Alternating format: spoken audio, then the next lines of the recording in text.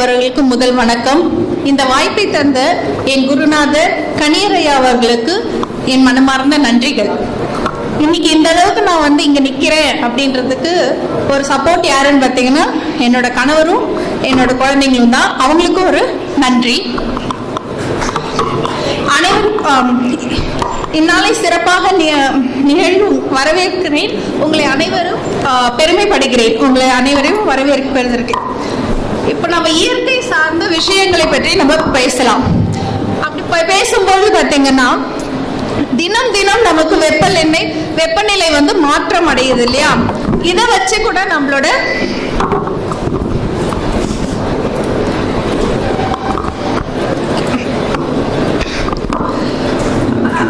இன்னைக்கு என்ன வெப்பநிலை, அதை வச்சு ஏன் மழை பெஞ்சது அப்படின்றத நம்ம ஈஸியா எடுக்கலாம். அதுக்கு என்ன பார்க்கணும் அப்படின்னு பார்த்தீங்கன்னா, இன்னைக்கு என்ன கிழமை, என்ன திதி, என்ன நட்சத்திரம், யோகம், கரணம், இது எல்லாமே எதோட அடிப்படையில தான் இன்னைக்கு உண்டான ஒரு வெப்பநிலை நமக்கு அமையுது.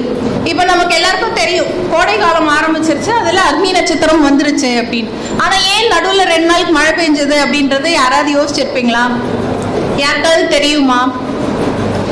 அது எப்படி? அதுக்கு ஒரு உதாரணம் சொல்றேன். மே 11ஆம் தேதி சென்னையில மழை பெஞ்சது. அது எதனால அப்படின்னு பார்த்தீங்கன்னா, அன்னைக்கு ஞாயிற்றுக்கிழமை. யார் அதிபதி? சூரியன் இல்லையா? அன்னைக்கு நட்சத்திரம் பார்த்தீங்கன்னா சுவாதி, அது ராகுவோட நட்சத்திரம் அதிபதி. அதே மாதிரி திதி சதுர்த்தியோடது அதிபதி பார்த்தீங்கன்னா சுக்கிரன். யோகம் வியாதி பாடம் அதிபதி ராகு. கர்ணம் வனசை அதிபதி சுக்கிரன். இப்ப இவங்க எல்லாருமே பாத்தீங்கன்னா சூரியன் பஞ்சபூதங்கள்ல சூரியன் நெருப்புக்கு போகுது இல்லையா? அதே மாதிரி சுக்கிரனும் ராகுவும் யார் யாருக்குன்னா, சுக்கிரன் நீருக்கும், ராகு ஆகாயம். இப்ப இந்த 2 இதுவுமே மீன ராசியில இருக்கும் பொழுது அன்னைக்கு மீன ராசிக்கு உண்டான அந்த சென்னையில குறிப்பா என்ன சொல்லணும்னா தாம்பரம், மீனப்பாக்கம், இந்த மாதிரி ஏரியால அன்னைக்கு ஒரு காற்றுடன் கூடிய ஒரு சலசலப்பான ஒரு மழை பெஞ்சது. இது உலகில் இதுல நம்ம ஆராய்ஞ்சு பார்க்கணும். எதனால நடந்தது, ஏன் நடந்தது அப்படின்றத நம்ம தெளிவா பிரசன்ட்ல என்ன நடந்துச்சு, இதோட பாஸ்ட்ல எப்படி நடக்குது அப்படின்றதையும் வச்சு பார்த்து தான் நம்ம ஒரு கன்க்ளூஷனுக்கு வர முடியும். இப்போ மழை அப்படின்னு பாத்தீங்கன்னா உங்களுக்கு ஒரு 2 எக்ஸாம்பிள் நான் கொண்டு வந்திருக்கேன். நம்ம பாஸ்ட் பத்தி ஃபர்ஸ்ட் பாத்துருவோம். அதுல கேதார்நாத்ல எல்லாருக்கும் தெரியும் இல்லையா? 2013 கேதார்நாத்ல ஏன் அந்த மழை பெய்ஞ்சு அவ்வளவு ஒரு கோர சம்பவம் நடந்தது. அதற்கு என்னன்னு பாத்தீங்கன்னா, புதன் அன்னைக்கு கோச்சாரத்துல புதன் சூரியனை விட முன்பு இருந்தார். அதாவது டிகிரி வைஸ்ல அப்படி இருக்கும் பொழுது மலை பிரதேசத்துல அதிக மழை வர்றதுக்கு அன்னைக்கு அது ஒரு மெயின் ரீசன். இது மட்டும் இல்லாம சூரியன், புதன், சுக்கிரன் இவங்களோட சேர்க்கை மிதுனத்துல அன்னைக்கு இருந்துச்சு. இது என்ன பண்ணும் அப்படின்னு பாத்தீங்கன்னா, பேரழிவை கொண்டு வர்றதுக்கு இது ஒரு முக்கிய காரணமா இருக்கு. இது என்னைக்கு நடந்துச்சு அப்படின்னு பாத்தீங்கன்னா, ஜூன் 16ஆம் தேதி 5:15 PM நடந்துச்சு.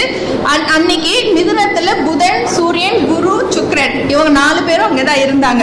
அப்படி பார்க்கும்போது செவ்வாய் சூரியனுக்கு பின்புறமா இருந்தார். சூரியனும் புதன், குரு, சுக்கிரன் காற்று ராசியில இருந்ததாலதான் அன்னைக்கு புயல், அதாவது அதிக மழை பெஞ்சு காற்றோட அது ஒரு பேரழிவு கொண்டு வந்துச்சு.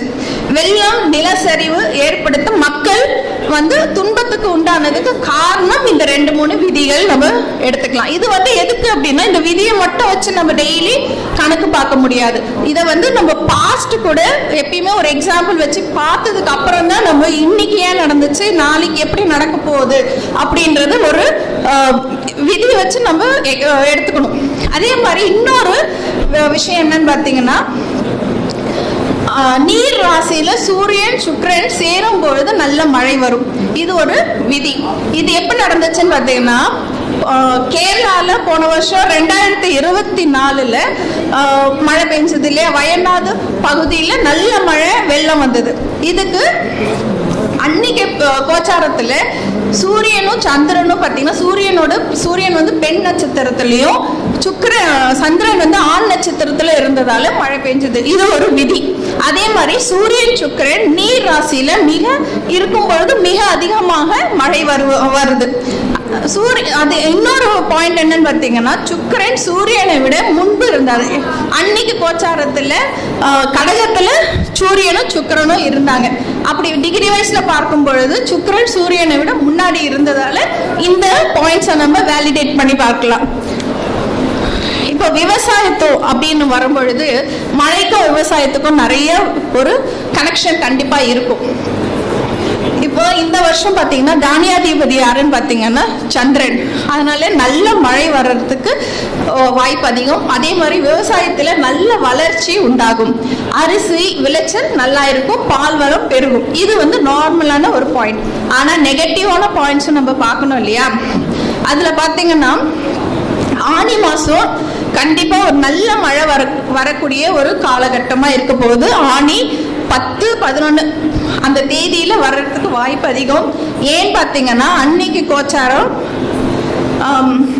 லக்னம் சூரியன் லக்னம் வந்து திருவாதிரை நட்சத்திரத்திலையும் சூரியன் வந்து திருவாதிரை நட்சத்திரத்திலையும் சந்திரன் ரோஹிணி செவ்வாய் மகம் புதன் புனர்பூசம் குரு வந்து திருவாதிரை சுக்கிரன் பரணி சனி உத்திரத்தாதி ராகு பூரத்தாதி கேது உத்திரம். இப்படி சூரியன் திருவாதிரையில நுழையும் பொழுது அன்னைக்கு நமக்கு நல்ல மழை காற்றோடு மழை வர்றதுக்கு வாய்ப்பு இருக்கு. புதன் பாத்தீங்கன்னா நீர் ஜல நாடியில இருக்காரு. அப்படி இருக்கும் அது கூட ராகுவும் கேதுவும் சேர்ந்திருக்காங்க. இது மட்டும் இல்லாம இப்ப சுக்கிரனும் சந்திரனும் காற்று நாடியில இருக்காங்க. அதனால அதிக காற்றுடன் கூடிய கண்டிப்பா அந்த மழை வரும். இது எங்க வரும் அப்படின்னு பாத்தீங்கன்னா வட மாநிலத்துல கண்டிப்பா வரும். அங்க சாகுபடி செஞ்ச வாழை மரம் நாசம், அதாவது பயிரிட்டவர்களுக்கு கஷ்டத்தை உண்டாக்கும். வாழை மரம் காற்று அதிகமா அடிக்கிறதால வாழை மரம் நாசமாகிறதுக்கு ஒரு வாய்ப்பு இருக்கு. இது தமிழ்நாட்டில் பார்த்தீங்கன்னா ஒரு குறிப்பிட்ட மாவட்டங்கள் வாழை சாகுபடி செய்யற விவசாயிகளுக்கு பிளஸ் கரும்பு பருத்தி இந்த மாதிரி செய்யற அதாவது விவசாயம் செய்தவர்களுக்கு அந்த காலகட்டம் கொஞ்சம் பார்த்து பத்திரமா இருந்துக்கோங்க. முன்னாடி அறுவடை பண்றதா இருந்தாலும் பண்ணிக்கலாம். அதே மாதிரி இன்னொரு அதாவது 8வது மாசம் பார்த்தீங்கன்னா ஆகஸ்ட் மாசம் ஒரு வெள்ளம் வர்றதுக்கு உண்டான ஒரு அறிகுறி இருக்கு. இது இப்ப நான் சொன்னது ரெண்டுமே பார்த்தீங்கன்னா ஃபியூச்சர் வர போறதை பத்தி நான் சொல்லிட்டு இருக்கேன்.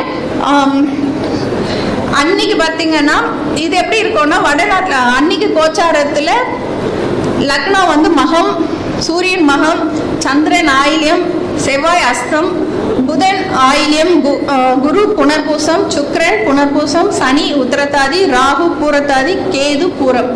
இவங்க எல்லாம் இப்ப மகம் மகம் அதாவது லக்னம் சூரியன் சந்திரன் பார்த்தீங்கன்னா அமிர்த நாடியில இருக்கு. அதே மாதிரி செவ்வாயும் சனியும் சௌமிய நாடியில இருக்காங்க. குரு சுக்கிரன் நீர் ஜல நாடி ராகுவும் நீர் ஜல நாடியில இருக்கார். கேது ஜல நாடியில இருக்கார். இப்படி இருக்கும் பொழுது கண்டிப்பா வடநாட்டுல ஒரு வெள்ளம் வர்றதுக்கு உண்டான அறிகுறி தெரியுது. அதனால வடநாட்டுல கண்டிப்பா வெள்ளம் அதாவது வந்துச்சுன்னா என்ன ஆகும்னா இப்ப அந்த இடத்துல விவசாயம் செய்யக்கூடிய இந்த வெங்காயம் விலைவாசி இந்த காலகட்டத்துல வெங்காயத்தோட விலைவாசி கண்டிப்பா ஏறும். இது ஆகஸ்ட் மாசம் பிறகு இப்படிதான் நம்ம வந்து ஃபியூச்சர் பிளஸ் பாஸ்ட் இன்னைக்கு என்ன நடக்குது தினம் தினம் நம்ம வந்து ஒரு பாயிண்டா ஒரு விதியா வந்து எக்ஸாமின் பண்ணி பார்த்தா மட்டும்தான் நம்ம வந்து உலகியல் அளவில் நம்ம வந்து சாதிக்க முடியும். இந்த வாய்ப்பை தந்த எனது குருநாதர் ஐயா அவர்களும் இறைவன் அருளாலும் இன்றைக்கு நான் இங்க வெற்றியோடு நான் பேசுறேன் அப்படின்றதுக்கு இறைவனை வணங்கி அனைவரையும் வணங்கி தாழ்மையுடன் வேண்டிக் கொள்கிறோம்.